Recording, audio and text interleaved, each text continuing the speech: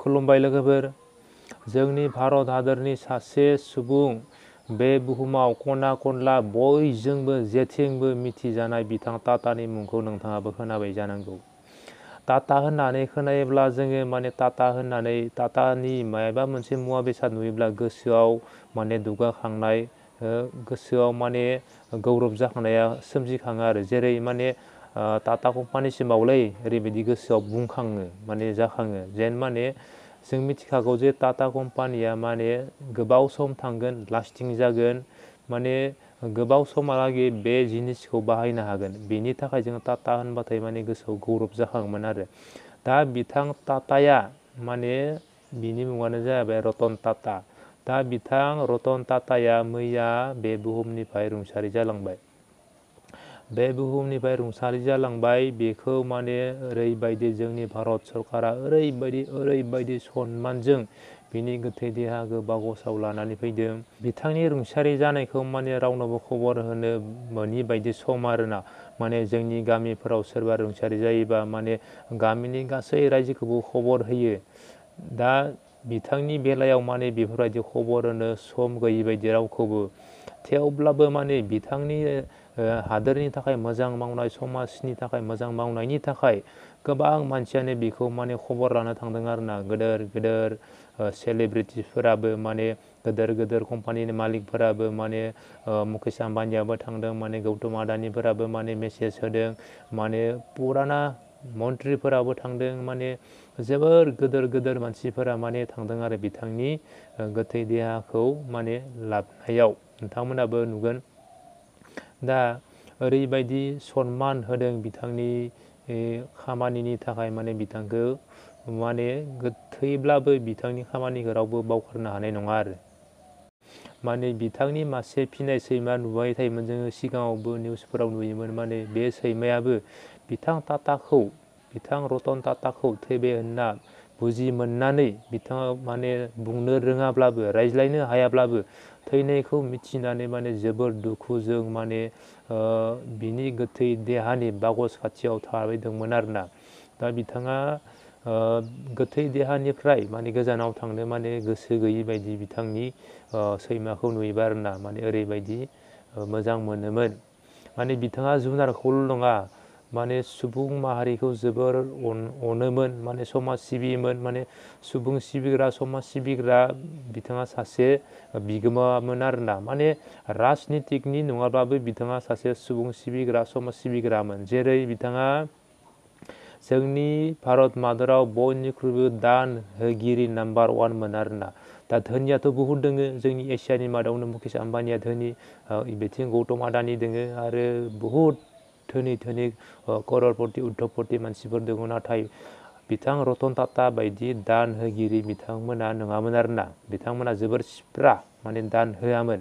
बिथां रतन टाटाया जोबोर दान होयोमोन, भारत सरकारखौ जोबोर हेल्प खालामदों आरो बिथाङा। फैसाजों भारत सरकारखौ जोबोर हेल्प खालामदों। आरोबाव बिथाङा गावनि कम्पानिनिफ्राय, गावनि कम्पानिनि मुवा बेसादजों माने जोंनि सुबुं माहारिखौबो माने जोबोर हेल्प खालामनानै होदों। जोंनि भारत सरकारखौबो जोबोर हेल्प खालामनानै होदों। जेरै गारि दिहुनदों ना, गारि दिहुनदों, बिदिनो गोबां स्टिल कम्पानि, माबा माबि कम्पानि, गोबां कम्पानि दङ आरो। दानि मानसिफोराथ' आरो बुजि मोनि मानसि नङा, गुगोलाव सार्च खालामना नायबानो नुगोन जे टाटाया बेसेबांथा कम्पानि दोङो। दा बिथाङा मोनसे समाव ओरैबायदि बुंदोंमोन, माने मानसिनि जिबना मोनसे मबाइल रिसार्ज बायदि, रिसार्जनि भेलिडिटिया जोबबानो माने बे सिमनि नाम्बारा खामानि होआ होननानै। नाथाय दिनै गावनि बिदि बुंनायनि फिनखौ माने गावनो होलांबाय। माने मोजां खामानिजों, मोजां लामाजों, मोजां पजिटिभ लामानि खामानिजों थाङोबा माने भेलिडिटि गैयि मबाइल नाम्बाराबो माने खामानि होयो। दा बिदिनो बिथांखौ जोङो नुना मोनबाय जे माने बिथाङा दिनै बे बुहुमनिफ्राय आनज्रायलांबाय, नाथाय बिथांनि मुङा माने अरायबो जोंनानै थासिगोन आरो। माने बे बुहुमनिफ्राय जिबना आनज्रायलांबाय, माने भेलिडिटिया जोब्बाय, रिसार्ज गैला। थेवब्लाबो बिनि नाम्बारा खामानि होगोन। जेरै बिनि नामा खामानि होगोन बे बुहुमाव, माने बिनि कम्पानिनि नामा, कम्पानिया सोलिबाय थागोन, टाटा मुङैनो माने सोलिबाय थागोन आरो। दा बिथाङा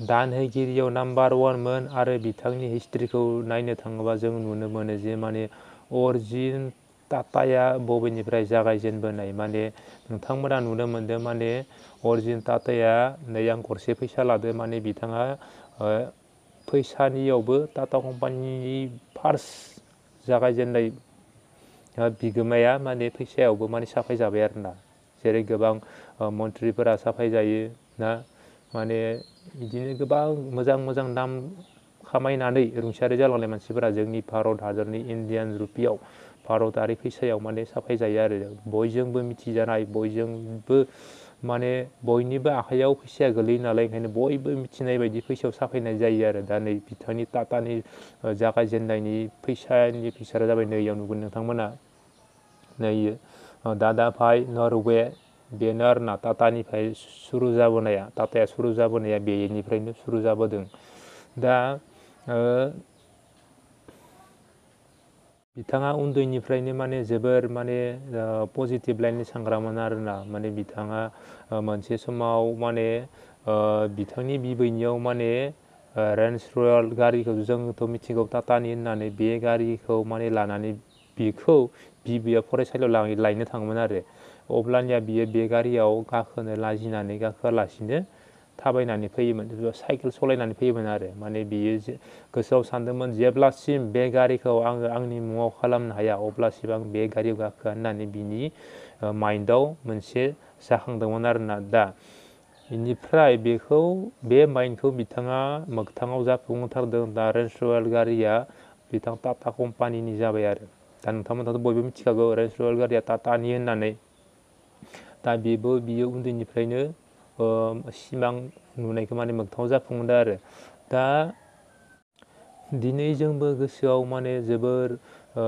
रंजाखांनाय फैयोमोन आरो टाटाया माने टाटा कम्पानिया भारत सरकारनो दान होबाय बा सुबुं माहारिनो जोबोर गोजान गोजान लामा हान्थिनायनि थाखाय माबा गारि मथर बहुद बुस्थु जिनिस दिहुननानै सुबुं माहारिखौ माने हेल्प होनाय जादों आरोना सरकारनोबो हेल्प होनाय जादों माने टाटा एयारलाइन ना टाटा माने मा होनो इखो फौजिफोरनि गेदेर गेदेर हाथियार आर्टिलारि टेंक बेफोरबायदि बानायनायफोरावबो माने टाटा कम्पानिया जोबोर हेल्प होदों ब्रिज बानायनायफोराव जोबोर हेल्प होदों सरकारखौ हेल्प होदों आरो जेराव बे टाटाया जोंनि भारत हादरनि नङालासिनो गुबुननि जानायमोनबा जोङो बैफोरखौ बायना लाबोनायावनो गोबां फैसा खरस जागौमोन आरोना दा जोंनि जायगायावनो थानायनि थाखाय माने खम बेसेनावनो मोननो ओमफ्राय सरकारा माने खम बेसेनावनो बायनानै माने खम बेसेनावनो खामानिखौ मावनो हालांनाय जायो बेफोरनो जाबाय सरकारनो हेल्प होनाय दा पाब्लिकनि हेल्प होनाया जाहैबाय बेनो माने गारिफोर दिहुनबाय गारिखौ जोंनिया